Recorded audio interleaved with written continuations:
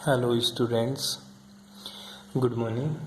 हाँ जी, अपन ने last class में इलेक्ट्रोकेमिस्ट्री के बारे में डिस्कस कर रहे थे और इलेक्ट्रोकेमिस्ट्री में जो अपन बात कर रहे थे वो बात कर रहे थे अभिगमनांक की। अभिगमनांक मतलब तेरा ट्रांसपोर्ट नंबर। किसकी बात कर रहे थे अपन? अभिगमनांक। ठीक है, अभिगमनांक को इंग्लिश में क्या बोला था अपन ने? Transport number. ठीक है, और जब ट्रांसपोर्ट नंबर अभिगमनांक की बातें करी थी तो मैंने आप लोगों को बताया था कि भाई देख, अभिगमनांक का मतलब होता है सीधा सा विद्युत धारा को ले जाने वाले आयनों की संख्या। क्या होती है सिंपल सी डेफिनेशन? विद्युत धारा को, ठीक है, ले जाने वाले आयनों की संख्या। ले जाने वाले आयनों की संख्या क्या कहलाती है? मेरा अभिगमनांक कहलाते हैं। आयनों की संख्या क्या कहलाती है? मेरी अभिगमनांक कहलाती है। ये बात अपन ने लास्ट क्लास में डिस्कस कर ली थी और मैंने बताया था कि जो आयन होते हैं ना, इन आयनों की वेलोसिटी के ऊपर डिपेंड करती है कि तेरी विद्युत धारा कितनी तेज जाएगी। ठीक है, कहने का मतलब मैं आप लोगों को ये बताना चाह रहा हूँ कि जो धनायन की जो वेलोसिटी होती है ना, ठीक है, धनायन द्वारा ले जाएगी विद्युत धारा और ऋणायन द्वारा ले जाएगी विद्युत धारा, वो धनायन और ऋणायन की वेलोसिटी के ऊपर डिपेंड करेगी। इसी तरह मैंने आप लोगों को बताया था कि धनायन के द्वारा लिखा था मैंने, जो धनायन के द्वारा ले जाई गई विद्युत धारा, ले जाई गई विद्युत धारा क्या थी तेरी? सर, धनायन के द्वारा ले जाएगी विद्युत धारा is directly proportional to mu plus. और इसी तरह मैंने लिखा था तेरे को कि जो मेरा ऋणायन है, तो ऋणायन के द्वारा ले जाई गई विद्युत धारा is directly proportional to mu minus. यहाँ पे म्यू प्लस और म्यू माइनस क्या थे? धनायन और ऋणायन की वेलोसिटी। क्या थी रे? धनायन और ऋणायन की वेलोसिटी। तो मैंने फिर इसके बेसिस पे आप लोगों को बताया था कि जो धनायन का अभिगमनांक होगा वो क्या होगा? ठीक है, कि धनायन का अभिगमनांक ट्रांसपोर्ट नंबर से शुरू होता है। अभिगमनांक इंग्लिश में इसको ट्रांसपोर्ट नंबर बोलते हैं। ठीक है, तो ट्रांसपोर्ट नंबर टी होता है और धनायन के लिए अपन किसका यूज करेंगे? पॉजिटिव का। तो धनायन का अभिगमनांक टी प्लस किसके बराबर होगा? सिंपल सी बात है, लिखा था अपन ने धनायन द्वारा ले जाएगी विद्युत धारा बटा कुल विद्युत धारा बराबर प्लस और माइनस, मतलब धनायन द्वारा ले जाएगी विद्युत धारा प्लस ऋणायन द्वारा ले जाएगी विद्युत धारा। ये बात करी थी। इसके बाद में मैंने दूसरा बताया था कि जो तेरा ऋणायन है, ऋणायन का अभिगमनांक, किसका अभिगमनांक? ऋणायन का अभिगमनांक क्या होता तेरा? T minus. क्या होता है? T minus. ये किसके बराबर था?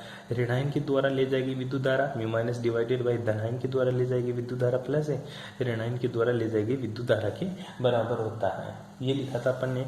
इसको मैंने इक्वेशन नंबर 1 बताई थी और इसको इक्वेशन नंबर 2 बताई थी। ये बातें अपन ने लास्ट क्लास में कर ली थी। फिर मैंने बोला था कि तू मेरे भाई क्या करना, तेरे को इक्वेशन नंबर फर्स्ट है और इक्वेशन नंबर सेकंड को ऐड करना है। ठीक है, जब इक्वेशन नंबर फर्स्ट और इक्वेशन नंबर सेकंड को तू ऐड करेगा तो T plus plus T minus किसके बराबर आ जाएगा? 1 के बराबर हो जाएगा। ठीक है, अगर तुझे टी प्लस दे दूं मैं तो तू क्या निकाल सकता है? 1 माइनस टी माइनस। ठीक है, अगर टी माइनस की वैल्यू दे दूं तो तू टी प्लस निकाल सकता है, अगर टी प्लस की वैल्यू दे दूं तो तू टी माइनस निकाल सकता है। ये तेरा अभिगमनांक था। क्या था? तेरा अभिगमनांक। यहाँ तक तुम्हें किसी को प्रॉब्लम नहीं होनी चाहिए। अब जो बात करेंगे ना, वो बात करेंगे अभिगमनांक को निर्धारण। ठीक है, अभिगमनांक निर्धारण की विधियाँ। हेडिंग लगा लो सभी बच्चे कि ये तो तूने एक फॉर्मूला बेस पे बता दिया। मैं एक्सपेरिमेंटली कैसे चेक करूंगा कि धनायन का अभिगमनांक ये है, ऋणायन का अभिगमनांक ये है? इसको एक्सपेरिमेंट करके बताओ आप। ठीक है, तो मैं आपको यहाँ पे थ्योरेटिकली समझाऊंगा। ये लैब का टॉपिक है, मतलब लैब के अकॉर्डिंग इसको तू कर सकता है। ठीक है, तो उसमें क्या लिखेंगे? अभिगमनांक निर्धारण करने की विधियाँ। हेडिंग लगा लो सभी, अभिगमनांक निर्धारण की विधियाँ। ठीक है, अभिगमनांक निर्धारण की विधियों में बात करते हैं तो अभिगमनांक की निर्धारण की विधियाँ बहुत सारी है, लेकिन आपको सिर्फ 2 विधि याद रखनी है, दोनों में से आपका काम हो जाएगा। ठीक है, इंपॉर्टेंट तो कौन सी है? हिटार्प विधि है जो आपके सिलेबस में दे रखी है। ठीक है, हिटार्प विधि। ठीक है, और दूसरी विधि कौन सी है? दूसरी विधि है तेरी चल सीमा विधि। ठीक है, 2 विधि है तेरी, एक तो हिटार्प विधि, दूसरी कौन सी तेरी? चल सीमा विधि। इन दोनों विधियों द्वारा अपन किसी भी सोल्यूट का या किसी भी तेरे इलेक्ट्रोलाइट का अपन क्या निकाल सकते हैं? अभिगमनांक निकाल सकते हैं, ट्रांसपोर्ट नंबर निकाल सकते हैं, ये एक्सपेरिमेंट करके। तो पहला अपन एक्सपेरिमेंट करेंगे कौन सा? हिटार्प विधि वाला। सबसे पहला कौन सा लिखेंगे अपन? हिटार्प विधि। ठीक है, हिटार्प विधि। ठीक है, अब बात आती है गुरुजी हिटार्प विधि में होता क्या है। ठीक है, किस सिद्धांत पर कार्य करती है। ठीक है, पहली बात तो हिटार्प विधि ये बेस्ट किस पे है, ये विधि विद्युत अपघट्य प्रक्रिया में इलेक्ट्रोड के भागों में होने वाले विद्युत अपघट्यों की सांद्रता में परिवर्तन पर आधारित होती है। ठीक है, तो हिटार्प विधि ये बेस्ट किस में है। ठीक है गुरुजी, ये बेस्ड है, सिंपल सी बात है, ये किसके ऊपर बेस्ड है, ये विद्युत अपघट्य की सांद्रता में परिवर्तन पर बेस्ड है। किसके ऊपर बेस्ड है, विद्युत अपघट्यों की सांद्रता में परिवर्तन पर आधारित है। ठीक है, पर आधारित है। सिंपल सी बात है, हिटार विधि किसके ऊपर बेस्ड है गुरुजी, ये विद्युत अपघट्य की सांद्रता में परिवर्तन के ऊपर आधारित है। अच्छा, विद्युत अपघट्य की सांद्रता में परिवर्तन कैसे है, देखिए मेरे भाई, दो इलेक्ट्रोड होता है, एक तो तेरा कैथोड होता है, दूसरा क्या होता है तेरा एनोड। ठीक है, पॉजिटिव नेगेटिव दो टर्मिनल होते हैं, इसका अलग अपन विद्युत अपघट्य में रखेंगे इसको। ठीक है, दूसरे को अपन क्या रखेंगे, अलग विद्युत अपघट्य में रखेंगे। ठीक है, अब इसमें मान ले तूने क्या ले लिया, AgNO3 का सोल्यूशन ले लिया। क्या ले लिया, AgNO3। इसमें भी तूने क्या ले लिया, AgNO3। जब तू विद्युत धारा चालू करेगा तो इन दोनों की सांद्रताओं में क्या हो जाएगा, परिवर्तन होगा। इन दोनों की सांद्रता में परिवर्तन होगा। इन दोनों की सांद्रता में कितना परिवर्तन होगा, जो परिवर्तन होगा वो वो क्या होगा, इसका अभिगमनांक को निर्धारित करेगा। अच्छा गुरुजी, समझ में नहीं आया, दोबारा पढ़े। विद्युत अपघट्य की सांद्रता में परिवर्तन पर आधारित हिटार्प विधि किसके ऊपर बेस्ड है, विद्युत अपघट्य की सांद्रता में परिवर्तन पर आधारित है। कहने का मतलब ये समझ, मैंने तेरे को बताया था अभिगमनांक के बारे में कि तेरे पास मान ले 10 बोरी चावल थी। एक बात की सोच ले, तू तेरे पास 100 बोरी चावल की है। ठीक है, तूने ट्रक लगा दिया। ठीक है, ट्रक क्या है, ये ट्रक 3 ट्रक लगा दिए तूने। ठीक है, तो ये क्या है, अभिगमनांक। अब 1000 बोरी थी, 3 ट्रक थे, इन्होंने उठा के 500 बोरी यहाँ पे ले आए, मतलब 500 बोरी चावल इन्होंने ट्रांसफर कर दी। पीछे इसकी सांद्रता मतलब बोरियों की संख्या में कितना परिवर्तन हुआ गुरुजी, 500 बोरियों का परिवर्तन हो गया। 500 बोरी कम हो गई यहाँ पे। ठीक है, तो बस वैसे ही यहाँ सोचना है विद्युत अपघट्य की सांद्रता में कितना परिवर्तन हुआ, विद्युत धारा चलाने के बाद में इन दोनों की जो सांद्रता है इसमें कितना चेंज हो रहा है। ठीक है, इसमें कितना परिवर्तन हो रहा है, उसी परिवर्तन को देख के अपन बता सकेंगे इसका अभिगमनांक क्या होगा। क्यों, हिटार्प विधि से अपन क्या निकाल रहे हैं, किसी भी विद्युत अपघट्य की सांद्रता में परिवर्तन पर अपन उसका अभिगमनांक निकाल सकते हैं। ठीक है, अब मैं थ्योरी आपको नोट्स से दिखाता हूँ। ठीक है, उसके बेस पे आपको समझाने की कोशिश करता हूँ, क्योंकि कॉपी में ये थ्योरी है सारा, तो कॉपी में मैं लिख के तेरे को नहीं बता सकता कि पूरी थ्योरी एज इट इज कैसे लिखूँ। ठीक है, तो एक एक चीज़ को ध्यान से देखना, सिंपल सा है। ठीक है, पहली विधि है तेरी हिटार्प विधि में, जिसमें गलती है उसको करेक्शन भी करूंगा, तो स्क्रीनशॉट लेके आसानी से नोट्स बना सकता है। ठीक है, हिटार्प विधि, यह विधि विद्युत अपघटनी प्रक्रिया में इलेक्ट्रोड के भागों में होने वाली विद्युत अपघटन की सांद्रता में परिवर्तन पर आधारित है। मतलब विद्युत अपघट्य जो भी होंगे ना, उनकी सांद्रता में परिवर्तन के आधार पर अपन इस विधि का निर्धारण करते हैं। अब इस विधि का सिद्धांत क्या है, सिंपल सा सिद्धांत समझना, किसी इलेक्ट्रोड भाग में विद्युत अपघट्य, देख सुन, एक एक वर्ड का मैं तेरे को मीनिंग बताता जाऊंगा। सिंपल सी बात है, किसी इलेक्ट्रोड भाग का मतलब समझ, एक तो तेरा पॉजिटिव टर्मिनल होता है, एक नेगेटिव टर्मिनल, या तो किसी इलेक्ट्रोड भाग मतलब या तो पॉजिटिव या नेगेटिव, किसी इलेक्ट्रोड भाग में विद्युत अपघट्य की सांद्रता में कमी, या तो पॉजिटिव भाग में कमी होगी या नेगेटिव में, किसी न किसी एक में कमी, उस भाग से जाने वाले आयनों की चाल के समानुपाती होती है। लाइन को ढंग से समझना, किसी इलेक्ट्रोड भाग में विद्युत अपघट्य की सांद्रता में कमी, कितनी कमी होगी, ये किस पर डिपेंड करेगी, उस भाग से जाने वाले आयनों की चाल के समानुपाती होगी। कहने का मतलब यह है कि तेरे पास 1000 बोरी चावल की थी, उसमें कितनी कमी हुई, ये किस बात पर डिपेंड करेगी गुरुजी, ट्रक कितनी स्पीड से सामान को ढो रहे हैं। ठीक है, जितनी स्पीड से ट्रक सामान को ढोएंगे ना, उतनी ही उसकी सांद्रता में कमी होगी, या उतनी ही बोरियों की संख्या में कमी होगी। अरे एक ट्रक 100 की स्पीड में चलता है, दूसरा 10 की स्पीड में चल रहा है, वो 10 की स्पीड में चलने वाला ट्रक धीरे धीरे सामान को लोड करके ट्रांसपोर्ट करेगा, लेकिन जो 100 की स्पीड में ट्रक चल रहा है ना, वो जल्दी जल्दी उन बोरियों को वहाँ से वहाँ ट्रांसफर कर देगा। तो यही कर रहा है। अगर बोरियों की संख्या में कमी किसके ऊपर डिपेंड करेगी, ट्रक की चाल के समानुपाती होती है। समझ गया अब? ठीक है, तो किसी इलेक्ट्रोड भाग में विद्युत अपघट्य की सांद्रता में जो कमी होगी वो किसके ऊपर डिपेंड करेगी, आयनों की चाल के समानुपाती होगी। अतः एनोड भाग में विद्युत अपघट्य की सांद्रता में कमी directly proportional to mu plus, क्यों? एनोड, एनोड क्या होता है? Positive terminal. और पॉजिटिव टर्मिनल में विद्युत अपघट्य की जो सांद्रता में कमी होगी वो धनायन के अभिगमनांक के बराबर होगी, या धनायन की जो वेलोसिटी होगी उसके बराबर होगी। तो धनायन की वेलोसिटी को किसे दिखाएंगे? म्यू प्लस से। ठीक है, तो सिंपल सी बात है। मैं लिखना चाहूंगा जो हिटनार विधि का जो सिद्धांत है ना, सिद्धांत, ठीक है, उसमें मैं आप लोगों को बताना चाहूंगा कि एनोड भाग की विद्युत अपघट्य की सांद्रता में जो कमी आएगी, क्या? एनोड भाग में, ठीक है, विद्युत अपघट्य की सांद्रता में कमी, विद्युत अपघट्य की सांद्रता में कमी, विद्युत अपघट्य की सांद्रता में कमी किसके प्रोपोर्शनल होती है? डायरेक्टली प्रोपोर्शनल होती है गुरुजी म्यू प्लस के। किसके? म्यू प्लस के। तो बता इसी प्रकार तो बता कैथोड में क्या लिखेंगे? कैथोड क्या लिखेगा? कैथोड भाग में विद्युत अपघट्य की सांद्रता में कमी, किसकी कमी? किस सांद्रता में कमी किसके प्रोपोर्शनल होगा? म्यू माइनस के। यहां तक किसी को कोई प्रॉब्लम? अरे कोई प्रॉब्लम? एनोड भाग में विद्युत अपघट्य की सांद्रता में कमी म्यू प्लस के बराबर होती है, और कैथोड भाग में विद्युत अपघट्य की सांद्रता में कमी किसके बराबर होती है? म्यू माइनस के बराबर होती है। यहां तक किसी को कोई प्रॉब्लम? ठीक है, आगे चलो अब। हाँ देख, एनोड भाग पर सांद्रता में कमी किसके बराबर है? एनोड भाग में विद्युत अपघट्य की सांद्रता में कमी, विद्युत अपघट्य की सांद्रता में कमी, सांद्रता में कमी क्या होती है? Directly proportional to mu plus. इसी तरह कैथोड की बात कर ले अपन। कैथोड भाग में सांद्रता में कमी किसके बराबर होगी? म्यू माइनस के। ठीक है, तो बता दोनों भागों में, एनोड और कैथोड दोनों भागों में विद्युत अपघट्य की सांद्रता में कमी किसके बराबर होगी? डायरेक्टली प्रोपोर्शनल हो जाएगी गुरुजी mu plus plus mu minus. यहाँ तक किसी को कोई प्रॉब्लम? ठीक है, दोनों के लिए अपन दोनों को ऐड कर दिया। तो अभिगमनांक की परिभाषा क्या होती है?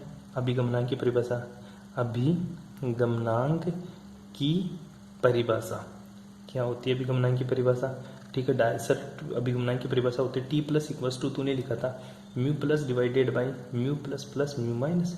ये तो लिखा था तूने, अरे ये तो लिखा था तूने। ठीक है, तो ये विगमनांक की परिभाषा के अकॉर्डिंग आती है। और यहाँ पे म्यू प्लस क्या होता है? एनोड भाग में सांद्रता की कमी और दोनों कुल कमी। ठीक है, तो इसको तो ऐसा भी तो लिख सकता है ना, टी प्लस इक्वल्स टू लिख सकता है एनोड पर सांद्रता में कमी, एनोड पर सांद्रता में कमी। ठीक है, एनोड पर सांद्रता में कमी। ठीक है, डिवाइडेड बाई कुल सांद्रता की कमी, कुल सांद्रता की कमी। कोई दिक्कत इसमें? टी प्लस में लिख सकता है ऐसे। ठीक है, अब सांद्रता क्या? सांद्रता है, और मैंने तेरे को शुरू में बताया था टी प्लस को मैं और क्या लिख सकता हूँ? सांद्रता। अब जो सांद्रता होती है ना वो दो होती है, या तो तू गुरुजी मोलरिटी में ले ले, ठीक है, या इसको तू किस में ले ले? नॉर्मलिटी में ले ले। ठीक है, अगर मोलरिटी में लेगा तो सांद्रता आएगी, ठीक है, मोलर सांद्रता आएगी, और नॉर्मलिटी में लेगा तो क्या आएगा? ग्राम तुल्यांकों की संख्या। क्या आएगी रे? ग्राम तुल्यांकों की संख्या। अगर नॉर्मलता की बात करता है तो सांद्रता में ग्राम तुल्यांक आता है, अगर मोलरता में बात करता है तो सांद्रता की जगह क्या होता है? मोलर सांद्रता आती है। ठीक है, तो मैं अगर नॉर्मलिटी की टर्म में यूज करूँ तो इसको ऐसा भी तो लिख सकता हूँ ना, क्या? एनोड क्या लिख सकता हूँ? एनोड भाग पर ग्राम तुल्यांकों की संख्या में कमी, ग्राम तुल्यांकों की संख्या में कमी। अरे मैंने कुछ नहीं किया, सिर्फ सांद्रता को बदला है, क्योंकि सांद्रता की बहुत सारी टर्म होती हैं। सांद्रता तो मोलरता में भी ले सकता है, सांद्रता तो नॉर्मलता में भी ले सकता है, सांद्रता तो मोल फ्रैक्शन में भी ले सकता है, सांद्रता तो फॉर्मेलिटी में भी ले सकता है। ठीक है, ये सांद्रता की इकाइयाँ होती है, कक्षा 12 में तो पढ़ के आया है ये चीज़ें। ठीक है, एनोड भाग में ग्राम तुल्यांकों की संख्या में कमी बटा दोनों भागों में ग्राम तुल्यांकों की संख्या में कमी, ग्राम तुल्यांकों में संख्या में कमी। ठीक है, ये तू इस परिभाषा से लिख सकता है। तो ये टी प्लस का तेरे को फॉर्मूला है। इसी तरह तू टी माइनस की भी तो लिख सकता है। ठीक है, इसी तरह से तू टी पाई, अगर तेरे को टी प्लस दे दे तो तू टी माइनस कैसे निकाल सकता है? T plus plus T minus equals to क्या लिख देगा? 1। और तेरे को टी प्लस दे दे तो तू टी माइनस कैसे निकालेगा? 1 माइनस टी प्लस कर दे। ठीक है, ये निकालेंगे टी माइनस तो अपन डायरेक्ट ही निकालेंगे, इसके लिए फॉर्मूला लगाने की कोई ज़रूरत नहीं है। इस तरह से तो अभिगमनांक निकाल सकता है इसका, ठीक है। ये तो तेरा सिद्धांत था। अब गुरुजी इसकी विधि या उपकरण कैसा है, ये बहुत इंपॉर्टेंट है। आपको इसकी विधि भी आनी चाहिए, उपकरण भी आना चाहिए, ठीक है। वो कैसा देख ले एक बार, तेरे को मैं इसका डायग्राम दिखाता हूँ एक, वो डायग्राम ढंग से देख ले, बुक में देख लेना आराम से, बुक में भी तेरे को इसका डायग्राम अच्छे से मिल जाएगा। यह है हिटार्प विधि। क्या है तेरी हिटार्प विधि का डायग्राम, सिंपल सा है, ठीक है। इसमें क्या हुआ देख, सिंपल सा देखना। इसमें एक तो ये तो है तेरा एनोड, ये तो क्या है तेरा एनोड, और ये क्या है तेरा कैथोड, ठीक है। एक तो तेरा एनोड है, एक तेरा कैथोड है, ठीक है। ये जो नली है ना, ये एनोड वाली है, और ये जो नली है वो किसकी है, कैथोड वाली, ठीक है। ये एनोड ये कैथोड, दोनों नलियों को किससे जोड़ दिया, एक यू आकार की नली से। देखो ढंग से देखो, ये यू आकार की एक नली से जोड़ दिया, इन दोनों नलियों को जोड़ दिया, और दो स्टॉपर लगा दिए, एक स्टॉपर यहाँ लगा दिया, दूसरा स्टॉपर यहाँ लगा दिया, ठीक है। और इन तीनों को, एक तो ये नली यू आकार की नली को नीचे एक स्टॉपर की सहायता से बीकर में खोल लेते हैं, इसको भी स्टॉपर की सहायता से यहाँ बीकर में खोल लिया, और इसको भी स्टॉपर की सहायता से यहाँ बीकर में खोल लिया, ठीक है। 3 स्टॉपर नीचे लगा दिए, 2 स्टॉपर ऊपर लगा दिया, और यू आकार की नली से इसको जोड़ दिया। अब क्या करते हैं, सिंपल सी बात है, ठीक है। ये एनोड है, ये कैथोड है। अब एनोड वाला जो धागा, जो वायर आ रहा है, इस वायर को धारा नियंत्रक से जोड़ दिया यहाँ, ठीक है। धारा नियंत्रक से जोड़कर आगे बैटरी से जोड़ दिया, ठीक है। बैटरी से जोड़कर इसको सीधा ले गए और इधर ले आए अपने कूलोमीटर में, किसके पास ले आया, कूलोमीटर। कूलोमीटर है ना, इसमें कॉपर का सॉल्यूशन है, ठीक है, कॉपर का विलियन, ठीक है। इसमें किसका विलियन है, कॉपर का विलियन। और जो ये जो एनोड और कैथोड है ना, इसमें AgNO3 का सॉल्यूशन भर रखा है, ठीक है। एक इसमें क्या भर रखा है, AgNO3 का सॉल्यूशन भर रखा है, इसको Ag का बना दिया एक बार तो, और दूसरी बार इसको बनाएगा किसका, प्लेटिनम का, ठीक है। पहले समझ ले डायग्राम को। ये अभिगमनांक उपकरण, ये एनोड एक कैथोड होते हैं, दोनों को यू ट्यूब से जोड़ दिया, यू ट्यूब के नीचे स्टॉपर लगा दिया, और इन दोनों एनोड कैथोड के नीचे भी स्टॉपर लगा दिया, नीचे बीकर लगा दिए, ठीक है। उसके बाद में एनोड वाले टर्मिनल को धारा नियंत्रक की सहायता से बैटरी से जोड़ दिया, और दूसरा कैथोड वाले टर्मिनल को कूलोमीटर से जोड़ते हुए किससे जोड़ दिया, बैटरी से जोड़ दिया। ये उपकरण है, सिंपल सा बना लेगा उपकरण, ठीक है। ये आपको बनाना है, बिल्कुल सिंपल सा बनाना। अब देखिए बातें हो गई, इन तीनों नलियों में नीचे की ओर क्या लगा दिया, यू नली लगा दिया, तथा ऊपर दोनों सिरों पर रोधनियाँ लगा दी, ठीक है। रोधनियाँ मतलब स्टॉपर, ठीक है। आगे बात करते हैं आगे। इस उपकरण में विद्युत अपघट्य AgNO3 का ज्ञात सांद्रता का विलयन भरकर इसमें प्रयुक्त धातु PT या Ag के इलेक्ट्रोड लगाए जाते हैं। क्या भरा इसमें, दोबारा क्या भर दिया इसमें भी AgNO3 भर दिया, ठीक है, एनोड में, और इसमें भी AgNO3 भर दिया कैथोड में, ठीक है। और फिर क्या बोला देख, एक बार तो प्लेटिनम का, एक बार Ag का इलेक्ट्रोड बनाया, मतलब जो वायर है ना, एक बार तो Ag का लगा दिया और दूसरी बार किसका लगा दिया, प्लेटिनम का लगा दिया। क्यों, AgNO3 भर रखा दोनों में, AgNO3 भर रखा दोनों में, तो एक बार जो वायर लगा रहा है वो Ag का लगा रहा है, दूसरी बार जो वायर लगा रहा है वो किसका लगा रहा है, प्लेटिनम का लगा रहा है, ठीक है। तो Ag का वायर लगाया और AgNO3 का ही सॉल्यूशन है, Ag का वायर लगाया, AgNO3 का ही सॉल्यूशन है। और एक बार क्या बोला, प्लेटिनम का वायर लगाया और AgNO3 का सॉल्यूशन है, और प्लेटिनम का वायर लगाया, AgNO3 का सॉल्यूशन है। तो दो अलग अलग अभिक्रिया हो गई। एक तो क्या नाम है, आगे बताऊंगा कौन कौन सी होती है, लेकिन अभी तक यहीं देख ले। एक बार तो AgNO3 और प्लेटिनम का वायर लगा दिया, एक बार AgNO3 और Ag का वायर लगा दिया। यहाँ तक किसी को कोई प्रॉब्लम और बोल दिया, ठीक है, लगाए जाते हैं। तथा इन इलेक्ट्रोडों को धारा नियंत्रक एमीटर, बैटरी तथा कूलोमीटर द्वारा एक श्रेणी में जोड़ देते हैं। ये क्या है तेरा, एमीटर है। ये क्या है तेरा, एमीटर। ध्यान दे इस चीज के बारे में, धारा नियंत्रक एमीटर है, ये एमीटर नीचे वाला है।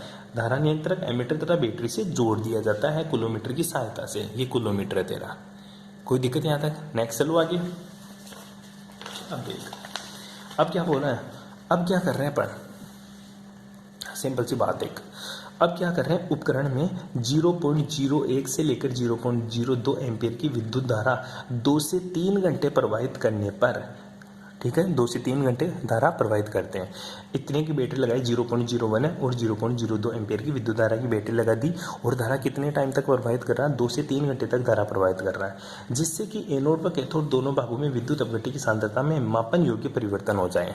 मापन योग्य परिवर्तन का मतलब समझाना चाह रहे हैं कि एनोड और कैथोड दोनों की जो विद्युत अपघट्य है, विद्युत अपघट्य क्या ले रखा तूने, AgNO3 की सांद्रता में क्या हो जाए, परिवर्तन हो जाए, मतलब कम हो जाए या ज्यादा हो जाए। किंतु यू नली में विद्युत अपघट्य की सांद्रता में कोई परिवर्तन नहीं होना चाहिए, ठीक है। कहना क्या चाहता है, इधर देख, एक बार दोबारा देख इधर, ये तेरा विद्युत दे लगा है, इसमें क्या डाल रखा है AgNO3, इसमें भी AgNO3, इसमें भी डाल रखा है विद्युत अपघटन, लेकिन ये बोल रहा है देख इसमें परिवर्तन हो AgNO3 इसमें भी AgNO3, इन दोनों की तो सांद्रता में परिवर्तन हो जाए, लेकिन इसकी सांद्रता में कोई परिवर्तन नहीं होना चाहिए। इसलिए इसने 0.01 से लेकर 0.02 एम्पियर की धारा 2 से 3 घंटे तक प्रवाहित किया, जब तक कि इन दोनों की सांद्रता में परिवर्तन हो जाए। ये कारनामा कर दिया इसने। अब आगे की बातें करते देख, ठीक है। अब देख सिंपल सी बात है। इसके बाद यू नली के ऊपर की दोनों रोधनियों को बंद कर देते हैं। यू नली के ऊपर रोधनियां लगा रखी तो उनको बंद कर दिया, तथा शुष्क व शुष्क तथा तुले हुए का मतलब उसका वेट किया हुआ, ठीक है। शुष्क मतलब सूखा, तुले हुए 3 बीकरों में इन तीनों नलिकाओं के विलयन को पृथक कर लिया जाता। 3 नलियां कौन कौन सी देख, ये रही पहली नली, दूसरी नली, तीसरी नली, ठीक है। 3 बीकर में इन दोनों को पृथक कर लिया, इनको स्टॉपर को बंद कर दिया, बंद करके इसको नीचे निकाल लिया, इसका भी सॉल्यूशन नीचे निकाल लिया, इसका भी सॉल्यूशन नीचे निकाल लिया, ठीक है। आगे चलते हैं, ठीक है। वह इसका विश्लेषण करते हैं तथा साथ ही किलोमीटर में एकत्रित कॉपर की मात्रा को ज्ञात करते हैं, ठीक है। कॉपर की मात्रा किसमें थी, किलोमीटर में। आगे देख, इस विधि में 2 प्रकार की विद्युत विश्लेषण अभिक्रिया होता है। पहली इलेक्ट्रोड अभिक्रिया होने पर, इलेक्ट्रोड अभिक्रिया होने का मतलब होता है AgNO3 का तो सॉल्यूशन ले और Ag धातु का ही इलेक्ट्रोड लगा। मैंने बताया था तेरे को कि देख 2 चीज़ की बात करते हैं, एक तो AgNO3 का सॉल्यूशन डालते हैं और Ag का ही क्या लगा देते हैं अपन, इलेक्ट्रोड लगा देते हैं, ठीक है। तो क्या होगी, इलेक्ट्रोड के साथ अभिक्रिया करेगी, लेकिन सोच AgNO3 का तो सॉल्यूशन डाल दूं और यहाँ पे प्लेटिनम का वायर लगा दूं, तो क्या AgNO3 प्लेटिनम से क्रिया करेगा, बिल्कुल नहीं करेगा सर। AgNO3 प्लेटिनम से बिल्कुल भी क्रिया नहीं करेगा, और AgNO3 Ag धातु के इलेक्ट्रोड के साथ क्या करेगा, क्रिया करेगा। और वो किस तरह से करेगा वो देख, AgNO3 के विलयन में Ag धातु का इलेक्ट्रोड डालकर विद्युत अपघटन अभिक्रिया कराने से Ag+ आयन कैथोड की ओर कहां पे जाएगा, Ag+, तो गुरुजी Ag+ आयन तो कैथोड की ओर और NO3 आयन एनोड की ओर स्थानांतरित हो जाते हैं, ठीक है। एक तरफ तो तेरा कैथोड था, ठीक है, और एक तरफ तेरा क्या था, एनोड। तो Ag+ आयन तो कहाँ जाएगा, कैथोड की ओर, कैथोड क्योंकि इसके ऊपर प्लस है तो कैथोड क्या नेगेटिव, तो Ag+ तो कैथोड की ओर, NO3 नेगेटिव तो कहाँ जाएगा, पॉजिटिव की ओर, तो एनोड की ओर स्थानांतरित हो जाएगा। अब ये बड़ा इंटरेस्टिंग बात होती है क्या, जो NO3- आयन है ना, वो Ag एनोड के साथ अभिक्रिया करके, Ag ये ध्यान दियो, NO3- आयन Ag इलेक्ट्रोड के साथ, एनोड के साथ अभिक्रिया करके क्या बनाता है, AgNO3 बनाता है, जिससे एनोड भाग में AgNO3 की सांद्रता बढ़ जाती है। कैसे, यहीं पे बना के दिखा देता हूँ। देख मेरे भाई, ये 2 इलेक्ट्रोड है, ठीक है, यहाँ से क्या जा रहा है, NO3-, ये कहाँ जाएगा, इसके ऊपर पॉजिटिव वाले टर्मिनल, और पॉजिटिव क्या है, Ag, क्या है Ag+, तो Ag+ NO3 के साथ रिएक्शन क्या करेगा, AgNO3 बना देगा और उसकी सांद्रता बढ़ जाएगी, कहाँ बढ़ जाएगी, एनोड भाग में AgNO3 की सांद्रता बढ़ जाती है।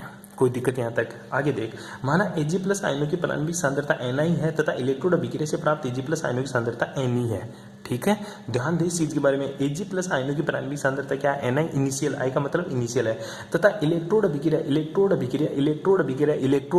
E से शुरू होती है, तो Ag+ आयनों की सांद्रता क्या, Ne है। E क्यों, इलेक्ट्रोड अभिक्रिया से, तो एनोड भाग में कुल सांद्रता कितनी हो जाएगी, Ni+Ne। आगे देख, सिंपल सी देख, तो Ag+ आयन की कुल सांद्रता कितनी हो जाएगी, Ni+Ne हो जाती है, जिसमें से कुछ Ag+ आयन कैथोड की ओर गमन करते हैं तथा अंत में Ag+ आयनों की अंतिम सांद्रता कितनी बच जाती है, NF का मतलब N फाइनल, ठीक है, होने पर एनोड की सांद्रता में कमी कितनी आई, Ni+Ne- का NF। क्यों, क्योंकि उसने बता दिया कि कमी कितनी आई है, Ni+NF टोटल ये थी, इसमें से ये घटा दिया, तो जो आएगी वो घटेगी, जो क्या हो जाएगी, तेरी कमी को बताएगी। आगे देख, किलोमीटर में मुक्त कॉपर के ग्राम तुल्यांकों की संख्या Ni है, तो Ag+ आयनों के अभिगमनांक को निम्न प्रकार प्रदर्शित कर सकते हैं, T+ एनोड भाग में ग्राम तुल्यांकों की संख्या बटा किलोमीटर में मुक्त कॉपर के ग्राम तुल्यांक। फॉर्मूला लिखो, वैल्यू पुट करो, इसकी वैल्यू क्या है, Ni+Ne+NF, Ni+Ne+NF माइनस NF, और किलोमीटर में कितना है, Ne, ये Ne, तो T+ इक्वल्स टू क्या हो जाएगा, Ni+Ne NF, ठीक है, डिवाइडेड बाई Ne। अब तुझे पता T+ दे दिया, तो T+ + T- इक्वल्स टू 1, तो T- क्या हो जाएगा, 1 का T+, और T+ की वैल्यू ये रही, ये वैल्यू तू यहाँ पुट कर दे, ठीक है, ये वैल्यू यहाँ पुट करेगा तो T+ क्या आ जाएगा, और जी T- इक्वल्स टू ये क्या आ जाएगा, 1- क्या है, 1- अब ये पूरा कोष्टक में ले ले, ठीक है। अब ये Ne इधर चला जाएगा, तो ये Ne इधर लगा दे, ठीक है, तो Ne से तो Ne कैंसिल हो जाएगा तेरा, ठीक है, इसको सोल्व कर लेना। ये आंसर थोड़ा सा गलत दे रखा है तो सोल्व करेगा, ये एन यहाँ चला जाएगा, ये माइनस में आ जाएगा तो एन से एन कट जाएगा और ये एन आई हो जाएगा, एन बिल्कुल नहीं आएगा ऊपर एन बिल्कुल नहीं आएगा। ध्यान दियो इस चीज़ के बारे में, एन ऊपर चला जाएगा ना, ठीक है, नीचे एन आ जाएगा, ठीक है, तो एन आई और एन एफ बच जाएगा अपना। अरे नहीं बेट रहा क्या, नहीं बेटा क्या, ये सिंपल सी बात है, 1 माइनस है टी प्लस है तो T minus equals to 1 minus है N E plus N E, N I plus N E minus का N F divided by N E, ठीक है, और एन ई इसमें से घटा देंगे तो ये बच जाएगा तेरा, सिंपल सी बात है, ठीक है। तो इस तरह से आपको इक्वेशन करना होता है, ठीक है। अब इसी में रह जाता तेरा थोड़ा सा, ये ले, ये लास्ट में कर रखा ना पूरा, देख ले ढंग से, ये रहा टी माइनस किसके बराबर, एन ई से एन ई कट गया, क्या बच गया, एन एफ माइनस का N I divided by N E, यहाँ तक तेरे को आना चाहिए, ये करके दिखाएगा तू मेरे को, ठीक है। दूसरा, इलेक्ट्रोड अभिक्रिया नहीं होने पर, अब बता इलेक्ट्रोड अभिक्रिया कम नहीं होगी। गुरुजी जब AgNO3 के सॉल्यूशन में तू पीटी का इलेक्ट्रोड लगाएगा तो AgNO3 पीटी के साथ कोई अभिक्रिया नहीं करता, ठीक है, जबकि NO3 अपघटित होकर NO2 और O2 के रूप में रूपांतरित हो जाता है, ठीक है। उसके बाद में फिर से थ्योरी लिखनी है, ये थ्योरी है, मैं कुछ नहीं कर सकता इसमें, तेरे समझ में आ रहा है, मेरे को पता सब चीज़ें। माना एनोड भाग में Ag प्लस आयनों की प्रारंभिक सांद्रता कितनी Ni, कुछ Ag प्लस आयनों की कैथोड की ट्रांसफर होने के पश्चात अंतिम सांद्रता कितनी बच जाती है, NF है, तो एनोड भाग में Ag प्लस आयनों की सांद्रता में कितनी कमी होगी, Ni माइनस का NF है, और कोलोमीटर का कितना होता है Ne, तो T plus equals to Ni minus का NF डिवाइडेड बाई Ne, तो T माइनस क्या करेगा 1 माइनस का, और ये वैल्यू पुट कर दें यहाँ पे, और आगे तो इसका सोल्यूशन कर ले। कैसे करेगा सोल्यूशन वो देख लें, ये वापस से वैल्यू पुट करके एन इधर चला जाएगा, एन एफ कितना, एन माइनस का N I plus N F divided by N E, ये सॉल्यूशन तेरे को आना चाहिए। कर लेगा यहाँ तक, ठीक है, सिंपल सी है, बहुत सिंपल यूनिट है, ठीक है, यहाँ तक आपको करनी है, ठीक है, ओके, थैंक्स फॉर कोऑपरेशन। कल पढ़ेंगे चल सीमा विधि।